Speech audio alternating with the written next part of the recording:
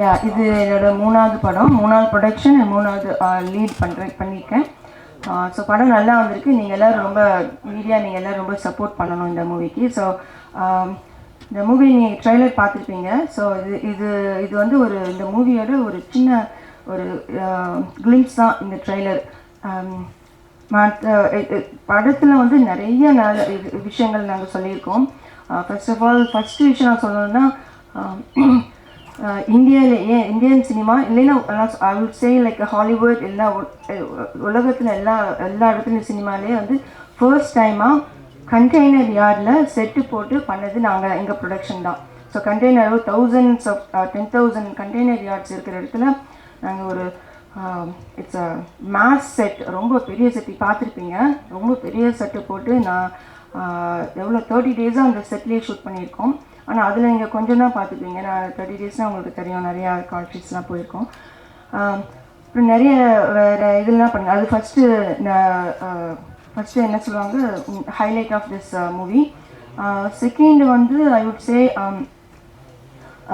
இந்த ஃபர்ஸ்ட் டைமாக ஒரு ஹீரோயின் வந்து ஃபுல் ஆக்ஷன் பண்ண ஃபர்ஸ்ட்டு மூவின்னு சொல்லுவாங்க தமிழில். முன்னாடி வந்து 30 இயர்ஸ்க்கு முன்னாடி யாரோ ஐ டோன்ட் நோ இந்தியன் சினிமாவில் லாஸ்ட் இயர்ஸ் தான் நான் கற்றுக்கிட்டுருக்கேன்.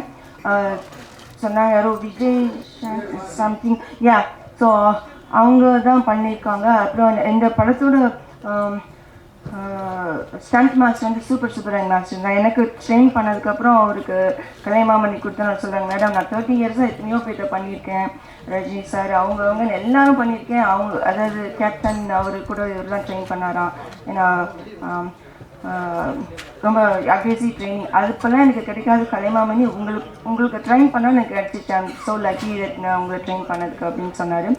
ஸோ இந்த மூவியில் வந்து ஒரு 5 ஃபைட் சீக்வன்சஸ் இருக்குது. எல்லாமே தேவையான சீக்வன்ஸ் தான். அது எல்லாமே ரொம்ப எஃபோர்ட் பண்ணி கஷ்டப்பட்டு பண்ணது எல்லாமே. அது எல்லாமே ரோப் ஷாட்ஸ் எனக்கு நீங்களே பார்த்துருப்பீங்க. எல்லாம் ஃப்ளை பண்ணி பறந்து அடிச்சு இருக்கிறதுலாம். ஸோ அந்தளவுக்கு ட்ரெயின் பண்ணார். அதுக்கு முன்னாடி நான் வந்து ஒர்க் ஷாப் மட்டுமே ஒரு 3-4 டேஸ் பண்ணேன் அவர்கிட்ட, ஸ்டண்ட் ஒர்க் ஷாப்பே. அதுக்கு முன்னாடி நான் யூஎஸில் வந்து உங்களுக்கே தெரியும், ஐம் ஃப்ரம் யூஎஸ்ஏ, இந்தியன் சிட்டிசனில் யூஎஸ்ஏ சிட்டிசன். ஸோ அங்கே வந்து ஒரு கிக் பாக்ஸிங் ட்ரைனர்கிட்ட I was like literally training for last 2 இயர்ஸாக. ஸோ அது எனக்கு யூஸ் ஆச்சு. எனக்கு இந்த கிக் பாக்ஸிங் வந்து இங்கே சுப்ராயன் மாஸ்டர் கிட்ட அந்த ட்ரைனிங் யூஸ் பண்ணி I did really pretty good. அப்புறம் ஸோ அந்த ட்ரைனிங். அப்புறம் இதில் ரொம்ப ஹைலைட்டாக என்னோட விஷயம் சொல்லணுன்னா, இதுவும் நான் இந்தியன் சினிமாலே சொல்லுவேன். வேர்ல்டில் நிறையா இருக்குது, ஹாலிவுட் மூவிஸ்லாம் நிறைய பார்ப்பேன். இந்தியன் சினிமா லாஸ்ட் 3-4 இயர்ஸ் தான் பார்த்துட்ருக்கேன். அதில் ஃபர்ஸ்ட்டாக வந்து ஒரு ஹீரோ கூட பண்ணுறதுக்கு யோசிப்பாங்க, ஐயோ அது வேணாம், டூப் வச்சு பண்ணிக்கோங்க. இங்கே வந்து டூப்புன்னு சொல்லலை, நாங்கள் அங்கே பாடி டபுள்னு சொல்லுவோம் யூஎஸ்ல. ஸோ டூப் வச்சு பண்ணிக்கோங்கன்னு. என்ன ஷாட்டுன்னா அப்சைட் டவுன், அதாவது தலைகீழ தொங்க விட்டு இது பண்ணுறது. ஸோ அந்த வில்லனுங்க வந்து ஜஸ்ட் லைக் ஹேவிங் இந்த லீட் ரோலில் அவங்க என்னோட போர்ஷனை வந்து அவங்கள வந்து இது பண்ணி தலைகீழ தொங்க விட்டு அடிப்பாங்க. அடிக்கிறது காமிக்க மாட்டோம், பட் தொங்க. ஸோ அது வந்து நான் வந்து பாடி டபுள்ஸ், அதாவது டூப்பே போடாமல் I did on my own. அப்போ கூட எங்களோட எக்ஸிக்யூட்டிவ் ப்ரொடியூசர்லாம், நீங்கள் எதுக்கு மேடம் பண்ணுறீங்க, ரிஸ்க் எடுக்காதீங்க, வேண்டாம் அப்படின்னு. இல்லை நான் பண்ணி தான் ஆவேன், இது எனக்கு பண்ணணும்னு. ஏன்னா அவங்க என்ன சொல்கிறாங்க, ஈவன் மாஸ்டர் கூட சொன்னார், யூஸ்வலாக மேல் ஆர்டிஸ்ட்டு ஹீரோஸே வந்து இந்த மாதிரி ஷார்ட் இருந்துச்சுன்னா பேக்கில் காமிச்சிட்ருங்க, டூப்பை போடுங்க, நான் பண்ணலை அப்படின்னு சொல்லுவாங்க. ஏன்னா எதுக்கு கஷ்டப்படணுன்னு. But I did it. ஏன்னா வந்து எனக்கு அந்த இது, ஏன்னா ஒரு டூப்னா உங்களுக்கு தெரிஞ்சு போடும், பேக்லேருந்து காமிப்பாங்க, தெரிஞ்சிடும். So I want to have it like ஃபுல்லாக என்னை காமிச்சு நான் தான் பண்ணுறேன் அப்படின்னு தெரியணும்னு. ஸோ அது பண்ணிவிட்டு ஷேக் பண்ணுவாங்க, அதில் நான் திருப்பி வந்து எஸ்கேப் ஆகி போகணும். ஸோ அதெல்லாம் நம்ம கஷ்டப்பட்டு பண்ணிக்கிறேன். ஒன் ஆஃப் த ஹைலைட் என்னோட போர்ஷன் தான். அப்புறம் வேறு எல்லாம் சொல்லணுன்னா, I have more familiar artist இந்த மூவி. எல்லாருமே ஆர்டிஸ்ட், எல்லாம் பிக் ஆர்டிஸ்ட் யூஸ் பண்ணி ஹையர் பண்ணி இந்த படத்தில் பண்ணோம். எல்லாருமே வந்து they like to work with my production. அதுதான் நான் வந்து I would say lucky person நினைக்கிறேன். ஏன்னா என்னோட தினசரி மூவிலும் உங்கள் எல்லாத்துக்கும் தெரிஞ்சிருக்கும். தினசரி நான் ஸ்ரீகாந்த் ஹீரோ, அப்புறம் இளையராஜா சார் மியூசிக் எனக்கு போட்டார். அப்புறம் எல்லாருமே நல்லா தேர் லைக் வெல் எல்லாம் பெரிய ஆர்டிஸ்ட் தான் அதில் இருப்பாங்க. அதே மாதிரி இதுலேயும் நிறைய ஆர்டிஸ்ட் நல்ல ஆர்டிஸ்ட்லாம் போட்டிருக்கோம். சக்தி வாசுன்னு சொல்லி உங்களுக்கு தெரியும், பி வாசு டைரக்டர் பி வாசுவோட சன்னு. அவர் வந்து ரொம்ப வருஷம் கழிச்சு ரீஎன்ட்ரி கொடுக்குறாரு இந்த தமிழ் சினிமாவில். 15 இயர்ஸாக இல்லைன்னு நினைக்கிறேன். ஸோ ரீஎன்ட்ரி நம்ம படத்தில் தான் வில்லனாக ஆறாரு. வில்லனா நீங்கள் பார்த்துருப்பீங்களா? ஸோ அவர் தான் மெயின் வில்லன். அதுக்கப்புறம் வந்து பேன் இண்டியா ஆக்டர் வந்து Abhishek what is is name, Kabir Duhan Singh. So அவர் வந்து one of the villain. So அவங்க 3 பேர் தான் மெயின் இதில். அவர் அப்புறம் இன்னொருத்தர் வந்து அபிஷேக்னு சொல்லிட்டு அவர் மலையாளம் தமிழ்லாம் பண்ணுறவர்.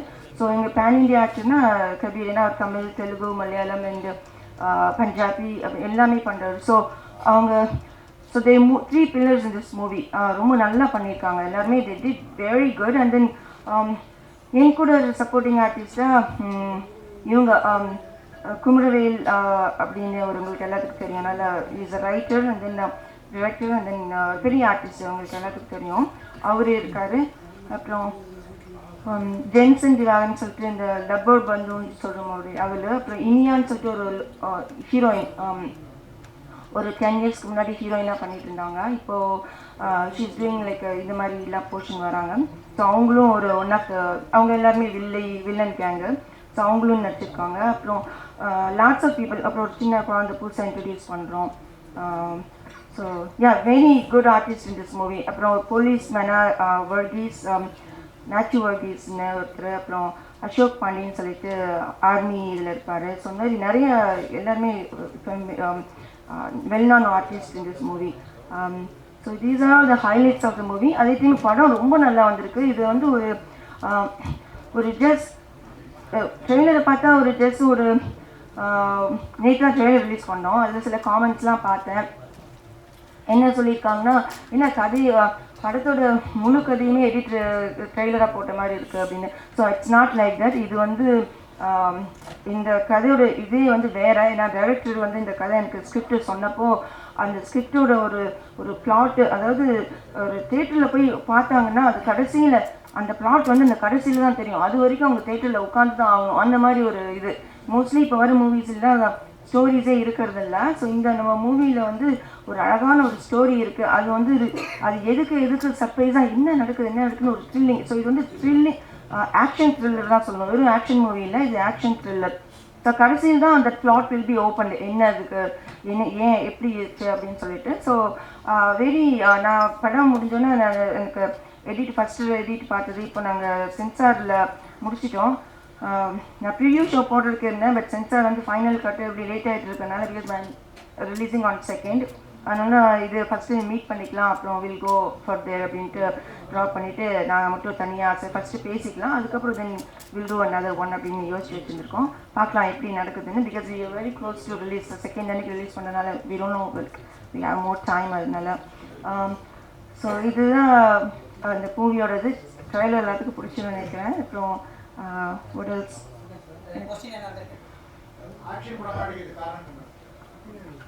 ஆக்ஷன் நான் ஃபஸ்ட்டு வந்தப்போ ஃபஸ்ட்டு மூவியில் நான் இது பண்ணேன். ஒரு ப்ரைவேட் இன்வெஸ்டிகேஷன் ஜேர்னலிஸ்டாக யூஎஸ்லேருந்து வர மாதிரி ஒரு ஃபாரினர் மாதிரி பண்ணேன். செகண்ட் மூவியில் ஒரு ஃபேமிலி உமனாக. இதில் வந்து எனக்கு ஆக்ஷன் பண்ணணும். ஏன்னா அந்த ஜோனர் தான் யாருமே தமிழில் பண்ணலை. Because I don't want to like நான் வந்து ஒரு ஹீரோயினாக இருக்கேன், ஒரு ஆக்ட்ரஸாக இருக்கேன், plus at same time I am producer also of the movie. So எனக்கு வந்து ஒரு நார்மல் ஹீரோயின் பண்ணுற அந்த உங்களுக்கு தெரியுமே அந்த மாதிரிலாம் எனக்கு பண்ண முடியாது. Because I have my own dignity. அதுலேருந்து கீழே வர முடியாது. ஸோ ஆக்ஷன்னா I don't need to show like இந்த மாதிரி ஒரு வேறு மாதிரிலாம் நடிக்கணும் அப்படின்னா அதெல்லாம் எனக்கு தேவையில்லை. அதனால நான் ஆக்ஷன் செலக்ட் பண்ணேன்னா அந்த இதில் யாருமே இப்போ இல்லை. அதுதான் லாஸ்ட் 30 அவர் சொன்னார். சுப்ராயன் மாஸ்டர் வந்து எனக்கு ட்ரைனிங் கொடுக்குறப்போ, மேடம் அது ரொம்ப நாளாக காலியாக இருக்குது, 30 years நீங்கள் தான் வந்து ஃபில் பண்ணணும் அப்படின்னு சொன்னார். ஸோ அதுதான் ஆக்ஷன் பண்ணது எனக்கு வந்து பிடிக்கும். டிரெக்டர் வந்து தினேஷ் தீனான்னு சொல்லிட்டு ஒரு புது டிரெக்டர். அவங்க எல்லோரும் இப்போது சென்சார் கற்றுக் கொடுத்துருக்கனால அது ஒர்க் பண்ணிகிட்டு இருக்காங்க. நாளைக்கு நாங்கள் வாங்கி ஆகணும் அதுக்காக. இனி நாங்கள் அடுத்த இதில் தான் எல்லோரும் மீட் பண்ணுவோம். நாங்கள் ரெட் ஜெயிண்டில் ரிலீஸ் பண்ணுறேன். நான் ரெஜெண்ட் என்னோட ஃபர்ஸ்ட் மூவி ரிலீஸ் பண்ணி கொடுக்குறேன்னு சொன்னாங்க, முடியல. இப்போ நாங்கள் வந்து இல்லை, நாங்கள் வந்து இதில் பண்ணலை, தேட்டர்ஸ் அதெல்லாம் பண்ணுவோம். தேட்டர்ஸ்லாம் இது எங்கள் மூவிலெல்லாம் தேங்க்யூ அதெல்லாம் போட்டிருக்கோம்.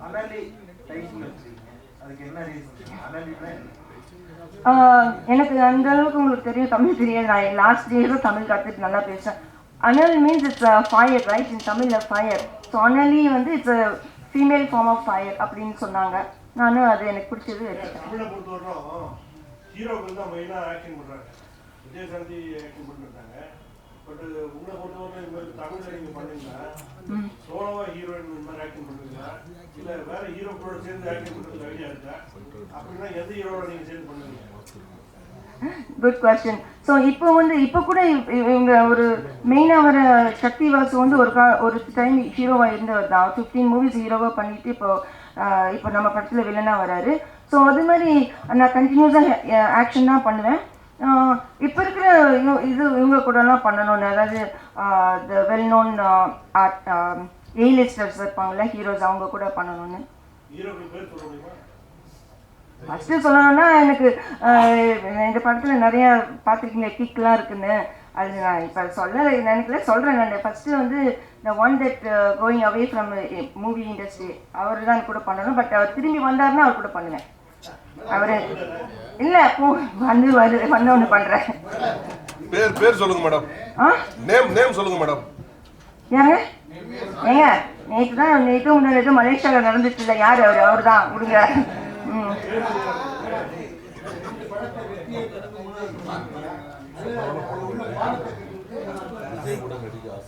நல்ல கொஸ்டின்.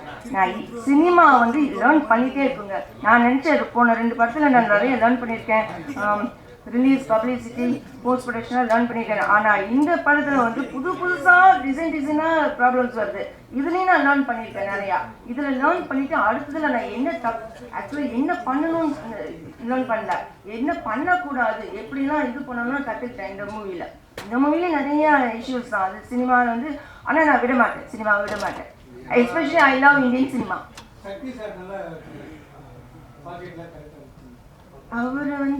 அவர் அதில் ஓகே, ஏன்னா அவர் திரும்பி வராதுல்ல ரீஎன்ட்ரியில்.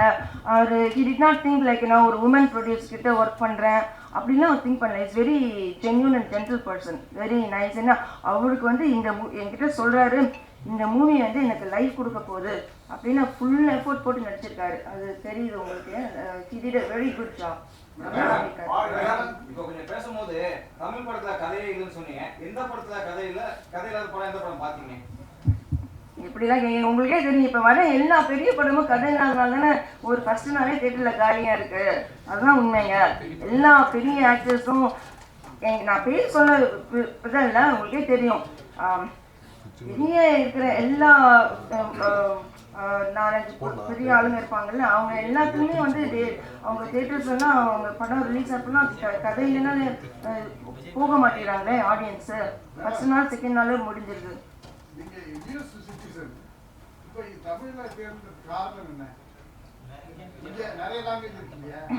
ஓ இல்லை, நான் முன்னாடி ஃபர்ஸ்ட் படத்துலேயே நான் 3 இயர்ஸ் முன்னாடி சொல்லியிருக்கேன். இல்லை, என்னோட கிராண்ட் பேரண்ட்ஸ் வந்து டே ஃப்ரம் கோயம்புத்தூர். அந்த one of my grand parent is அந்த ஜிடி நாயுடுன்னு சொல்லுவாங்கள்ல, அந்த ஃபேமிலி. அவங்க வந்து they settle well in USA. So நான் 3rd ஜென்ரேஷன் இன் யூஎஸ்ஏல. எங்கள் அம்மாவுக்கு தமிழ் பேச தெரியாது, but I can talk in Tamil. நான் எங்கள் அம்மாவுக்கு தமிழ் கற்றுக் கொடுத்துட்ருக்கேன். யா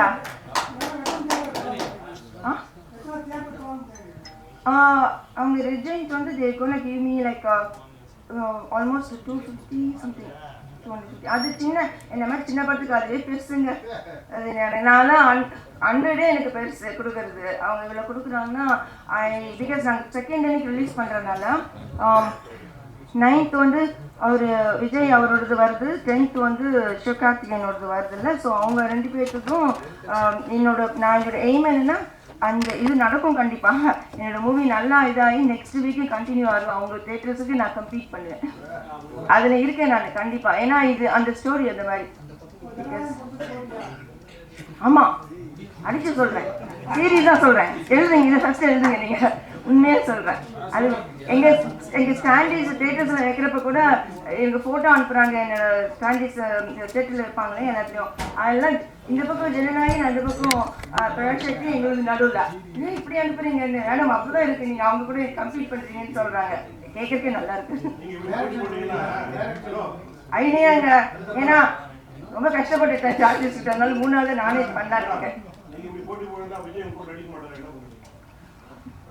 நடக்கும் பாருங்க, ஒரு நாள் நீங்க எல்லாரும் இருப்பீங்க. ஒரு 2 இயர்ஸ்க்குள்ள இது நடக்குதா இல்லையான்னு பாருங்க. என்னோட ப்ரொடக்ஷன்ல நான் இது 2 வருஷத்துக்கு முன்னாடி சொல்லியிருக்கேன். 2 வருஷத்துக்கு முன்னாடி இல்லை, ஒரு தினசரி அப்போ லாஸ்ட் இயருக்கு முன்னாடி ஒரு தடவை இதில் கூட சொல்லியிருந்தேன். இது கண்டிப்பாக நடக்கும். என்னோட ப்ரொடக்ஷனில் அவர் நடிப்பார். இது வந்து சில இதில் சொல்லுவாங்கல்ல, எப்படி நடக்கும் ஏன் நடக்கும் அது எப்படி நடக்கும்னு தெரியாது. வருவாருங்க, கண்டிப்பாக வருவார். நீங்கள் வேணா பாருங்க. எனக்கு தெரியும், அது தெரிஞ்சால்தான் நான் சொல்கிறேன். இல்லைங்க, எனக்கு இங்கேயும் எங்க ரிலீஸ் நான் வச்சுக்கிட்டு எங்கங்க நான் ஃபுல்லாக 24 hours எனக்கு பத்த மாட்டேங்குதுங்க. நான் ஒரு ஆர்டிஸ்ட், ப்ரொடியூசர், பப்ளிசிட்டி பார்க்குறேன். அங்கே ரிலீஸுக்கு பார்த்துட்டு இருக்கேன், தேட்டர்ஸ்க்கு பேசிகிட்டு இருக்கேன். அவங்க ரெஜென்ட்கிட்ட மாற்றி பேசிட்டு எத்தனை வேலைகளை உட்காந்துட்டு இருக்கேன். இப்போ டெக்னிக்கலாக வேறு ஒவ்வொரு இடத்துலையும் பேசிட்டு அது ரொம்ப கஷ்டம். நான் என்னோட தான் பார்ப்பேன், அடுத்தவங்களுக்கு நல்லா பார்ப்பேன்.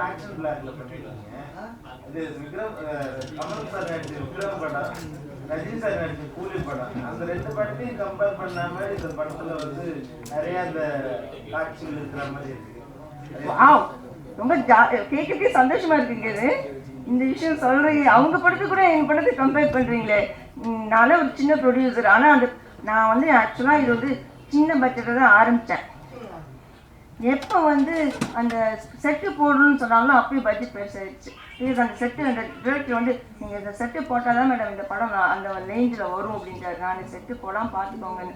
இப்போ செட்டு எப்படி போட்டேன்னா, ஒரு வீடு கட்டுற மாதிரி ஆல்மோஸ்ட் 2000 people ஒர்க் பண்ணாங்க அந்த செட்டுக்கு, லேபர்ஸு.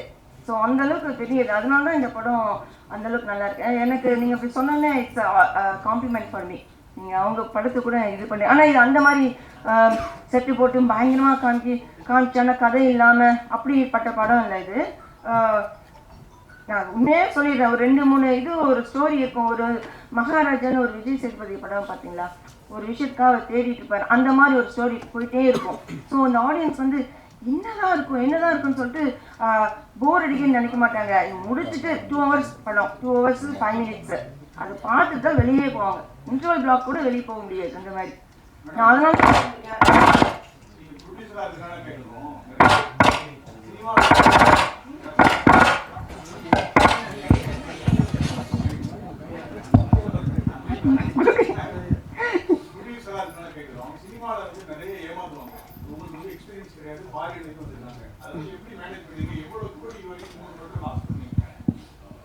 எங்க இப்படி பப்ளிக்கா கேக்குறீங்க? எவ்வளவு கோடினா நீங்க ஒரு நம்பர் சொல்றீங்க, அந்த நம்பர் நானே சொல்றேன். ஆமா, நான் வந்து எனக்கு வந்து சினிமா வரணும்னு ஆசை வந்த காரணம், நான் ஒரு பாட்டு பண்ணணும், ராஜா சாரோட மியூசிக்கில் ஒரு பாட்டு பண்ணணும் ஒரு ஆசை. பிகாஸ் நான் வந்து பேசிக்கலி ஐம் சிங்கர். நான் ஃபஸ்ட்டு படத்துலேயே சொல்லியிருக்கேன். இதில் இங்கிலீஷில் பாடுவேன், ஸ்பானிஷில் பாடுவேன், அப்புறம் இதில் மற்ற லாங்குவேஜில் பாடுவேன். திடீர்னு ஒரு தடவை இந்த கோவிட் டைமில் வந்து தமிழ் பாட்டு பாட ஆரம்பித்தேன், எஸ்பெஷலி ராஜா சார் சாங்கு. அதில் I fell in love with that songs. அவரோட சாங்கே பாடிட்டு இருக்கேன். அப்படி நினச்சிட்டு இருப்பேன், எப்படா இவரை மீட் பண்ணலாம். அந்த விஷயம் வந்து மனசுக்குள்ளே இருந்து சரி ஃபர்ஸ்ட் இந்தியாவுக்கு போகலாம், இந்தியாவுக்கு போயிட்டு ஒரு ஏதாச்சும் பாட்டு பாடலாம் அப்படின்னு. பாட்டுக்கு வந்து இட்ஸ் ஹார்ட், பிகாஸ் நம்ம ப்ரொஃபஷனல் சிங்கராக இல்லைன்னா இந்த கண்ட்ரியில் கிடைக்காது. ஸோ ஐ ட்ரைடு, ஓகே நம்ம படம் எடுக்கலாம், ஒரு படம் எடுத்து அந்த இதில் பாடலாம். அதாவது சினிமானே என்னன்னு தெரியாது. My family is all professionals, இல்லை டாக்டர்ஸு, இன்ஜினியர்ஸு, அது மாதிரி. அப்புறம் வேர்ல்டு சிஏஏன்னு சொல்லுவாங்கள்ல, என்னோட டேட்னா இஸ் இன் சிஏஏல, அது மாதிரி.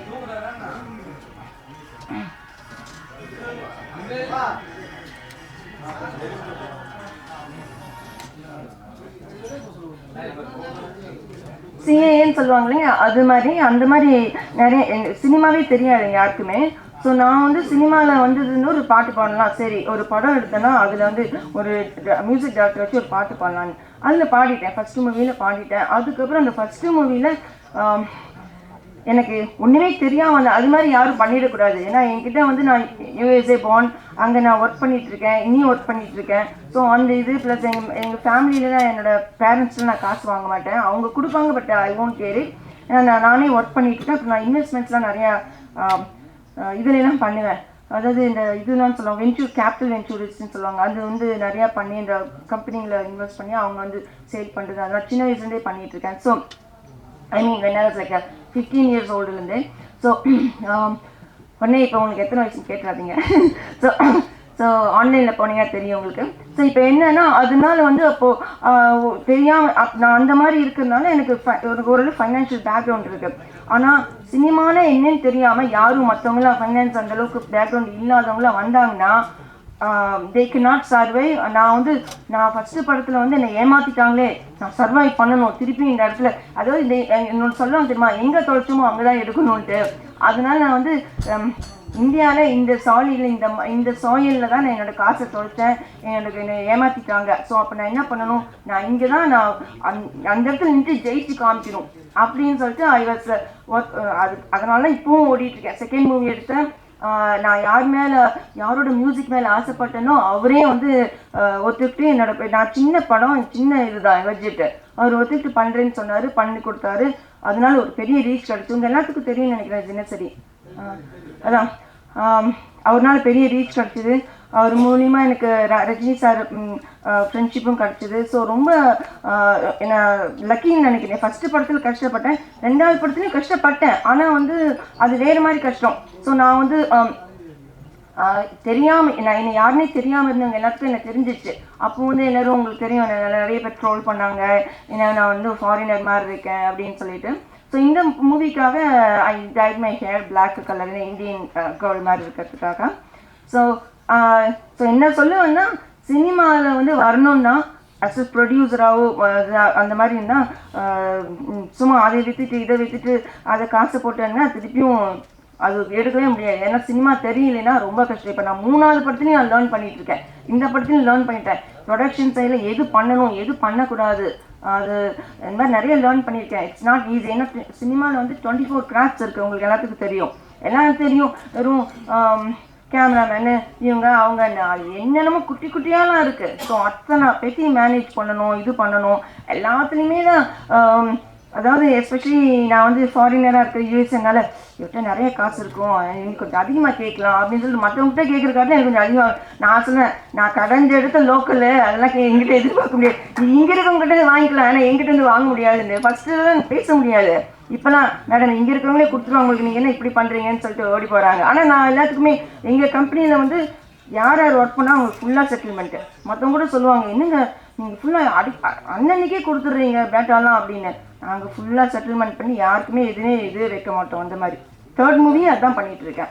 அதனால தான் என்னால் பண்ண முடியுது. ஏன்னா எல்லோரும் வந்து காசு வாங்கிட்டு அவங்க பாருங்கள் ஒர்க்கு வாங்கிட்டு காசு கொடுக்கலான்னு சொல்லிட்டு நம்மளை இது பண்ணாலே அது சரி வராதுல்ல. அதனால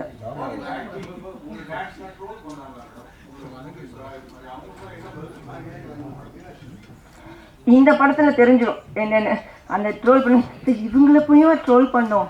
அதனால தான் ஆக்சுவலாக அந்த மாதிரி ட்ரோல் பண்ணதுக்கு நான் யாருன்னு காமிக்கணும்னு சொல்லிட்டு போன February 15th தினசரி மூவி ரிலீஸ் பண்ணேன். அதே ஒரு வாரத்தில் இந்த படத்துக்கு பூஜை போட்டாச்சு. இந்த டிசம்பரில் ரிலீஸ் பண்ணுறேன். இந்த செகண்ட் அன்னைக்கு ரிலீஸ் பண்ணாலும், ஏன்னா அந்த அடுத்த வருஷத்துக்கு போகணும்னு சொல்லிட்டு செகண்ட் அன்னைக்கு ரிலீஸ் பண்ணுறோம். ஸோ நான் ஐ ப்ரூவ். இப்போ இந்த மூவி ரிலீஸ் ஆனதுக்கப்புறம் இது பயங்கர ஹிட்டாக இருப்போ உங்களுக்கு தெரியும், நிஜமாக இங்கே ப்ரூவ் பண்ணிட்டாங்கன்னு சொல்லிட்டு.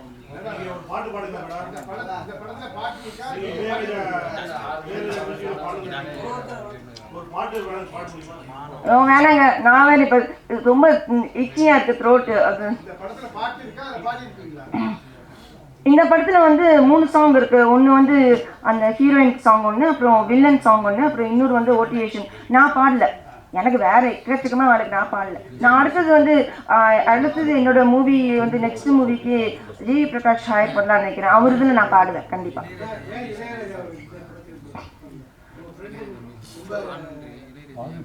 நான் அவரோட பொண்ணு மாதிரி சார். அதனால நான் வந்து நான் இப்போ இந்த ரிலீஸ்க்குள்ளே அவர்கிட்ட போய் ஒரு பிளஸிங் வாங்குவேன், நான் முடிஞ்சதுக்கப்புறம் கூட போய் வாங்குவேன். ஆனால் ஏன் பண்ணலன்னா, இது கொஞ்சம் ஒரு யூத் டைப்பான மூவி. ஸோ அவர் போடுறது வந்து எனக்கு பிடிக்கும்.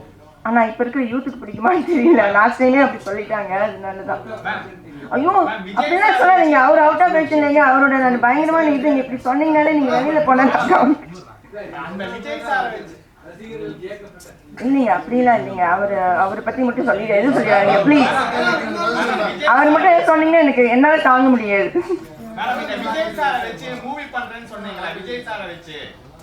யாரு நீங்க விஜய் சாரை வச்சு நான் 2 வருஷத்துக்கு அப்புறம் மூவி பண்றேன்னு சொன்னீங்களே, எந்த கான்ஃபிடன்ஸ்ல 2 வருஷத்துக்கு விஜய் சார் உங்க படத்துல ஆக்ட் பண்ணுவாரு என்ன நினைக்கிறீங்க? அவரே 2026 ஏப்ரல் எலெக்ஷனா, மே ஜூன்ல ரிசல்ட் வருமா, நவம்பர்ல திருப்பி வருவாருங்க. நான் சொல்றேங்க, நடக்குமா இல்லைன்னு பாருங்க. நான் சொல்றேன், இன்னைக்கு சொல்றேங்க, அதெல்லாம் தெரியாது, நடக்கும், அவ்வளவுதான். நான் வந்து கொஞ்சம் நான் சின்ன வயசுலேருந்தே கொஞ்சம் இந்த ஹாரோஸ்கோப்லாம் பண்ணுவேன். ஹாரோஸ்கோப் தெரியுங்களா? என்னங்க, அதை வச்சு நான் சொல்றேன். பாருங்க, நீங்க என்ன பத்தி கேளுங்க, அவரை பத்தி கேட்குறீங்க. என்ன பத்தி கேளுங்க, என் படத்தை பத்தி கேளுங்க. அதெல்லாம் இல்லைங்க. நாங்க பாருங்க, என்னோட 2 இயர்ஸ் என்னோட நடிப்பேன், அவ்வளவுதான். நடக்குதா இல்லையான்னு பாருங்க, அப்புறம் பேசுறீங்க நீங்க.